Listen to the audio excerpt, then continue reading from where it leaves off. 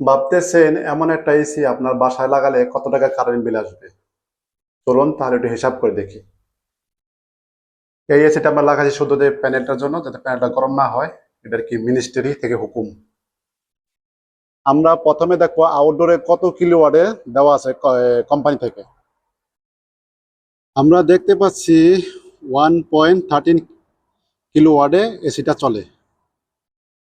এটা হলো 1 টনের এসি। আপনার রুম যদি 100 থেকে 120 স্কোয়ার ফিট আপনার রুম হয়, তাহলে 1 টন এসি যথেষ্ট। চলেন খাতা কলম হিসাব করি কত টাকা বিল আসে। এই দেখুন, আমি হিসাবটা আগে করে রেখেছি। আমরা এসিতে পেয়েছি 1.38 কিলোওয়াট। আমরা জানি 1000 ওয়াট সমান সমান 1 কিলোওয়াট। 1 কিলোওয়াট সমান সমান 1 ইউনিট। বাংলাদেশের 1 ইউনিট সমান সমান 60 টাকা 50 পয়সা। কম বেশি হতে পারে, আইডিয়া করে ধরেছি।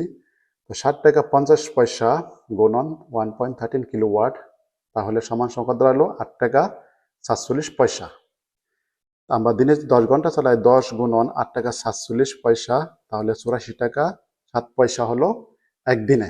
ঠিক আছে, কিন্তু একদিনে এসি চালাইলে আমাদের কম প্রেসার চলবো 6 ঘন্টা। 6 ঘন্টায় কারেন্ট খাবে। ঠিক আছে, তো 6 গুণন 8 টাকা 47 পয়সা সমান সমান 50 টাকা 82 পয়সা।